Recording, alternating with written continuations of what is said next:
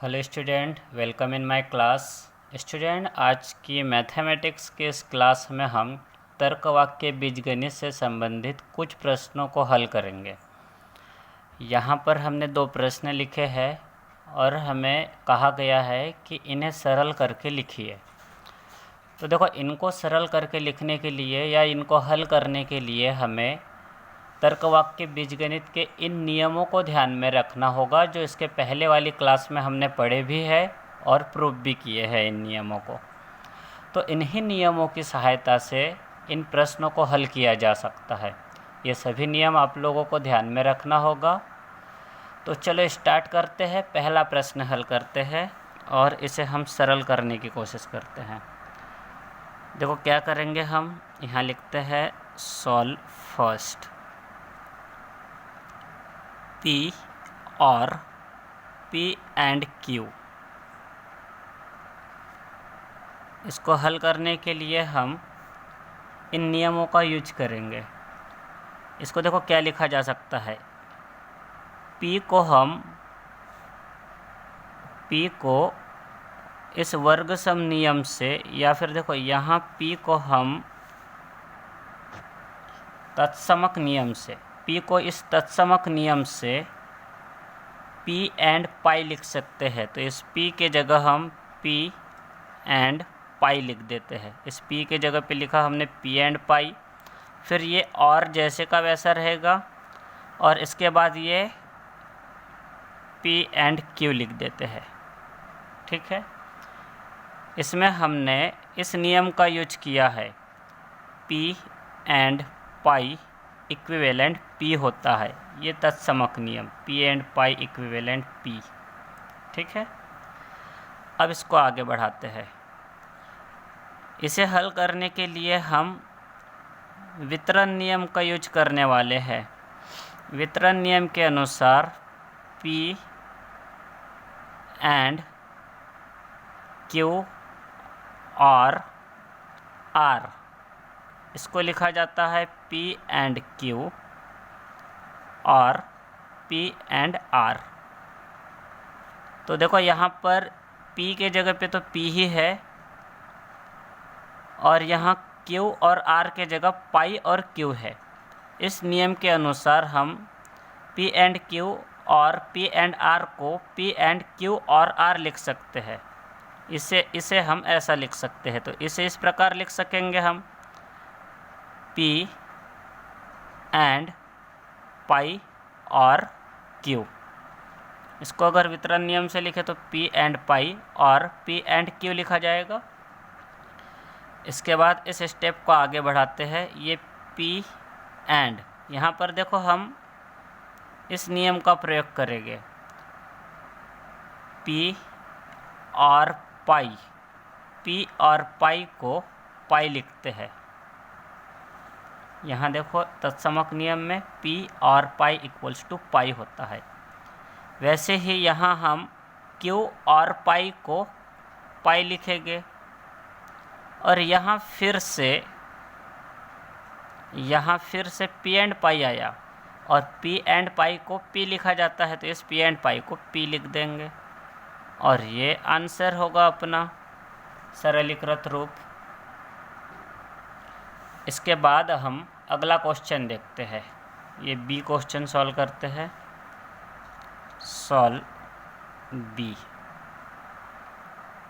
P और Q and not P, इसको हम वितरण नियम लगा के लिखते हैं। वितरण नियम के अनुसार, क्रम विनिमय नियम लगा रहे हैं। क्रम विनिमय नियम के अनुसार P एंड Q को Q एंड P लिखा जाता है।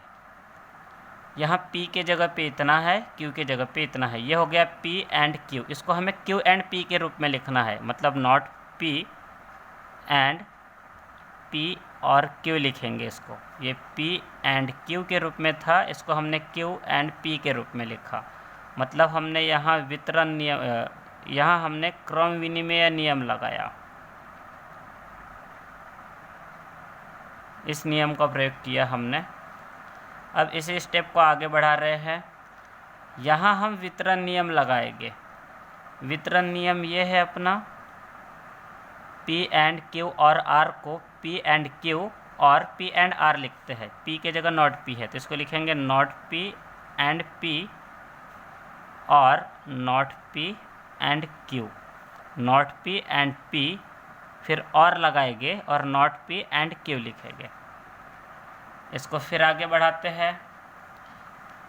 अब हम यहाँ पर देखो नॉट P एंड P को क्या लिख सकते हैं, नॉट P एंड P को थीटा लिखा जाता है तो नॉट P एंड P के जगह हम थीटा लिखेंगे।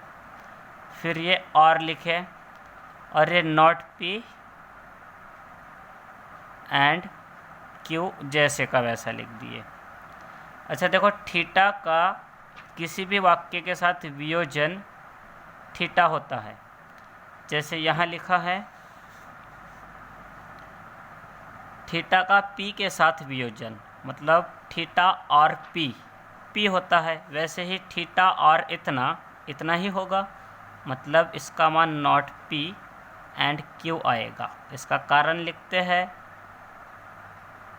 P और थीटा इक्विवेलेंट P होता है। इसको थीटा और P पढ़ सकते हैं, थीटा और P इक्विवेलेंट P, वैसे ही थीटा और not P and Q equivalent not P and Q होगा। तो इस प्रकार से इस क्वेश्चन को भी सॉल्व कर लिए हमने। अब इसी टाइप के कुछ और क्वेश्चंस देखते हैं। ये है अपना अगला क्वेश्चन।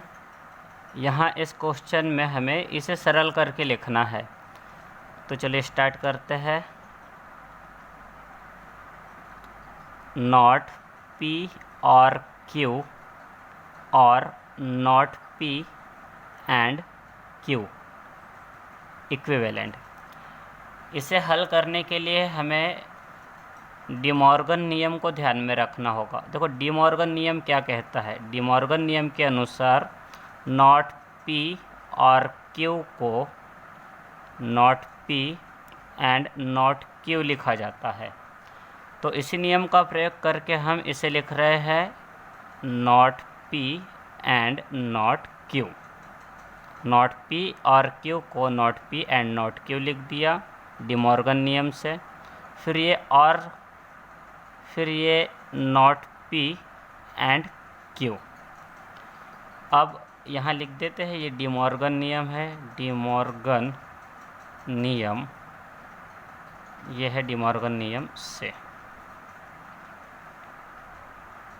इसके बाद देखो यहाँ हम वितरण नियम लगा रहे हैं। वितरण नियम क्या है अपना, वितरण नियम है अपना P एंड Q और R इक्वल्स टू होता है P एंड Q और P एंड R। P के जगह नॉट P है, Q के जगह नॉट Q और R के जगह Q है। ये P एंड Q और P एंड R के रूप में है, इसे हम P एंड Q और R लिख सकते हैं। P मतलब नॉट P। फिर ये एंड Q और R लिखना है, Q और R।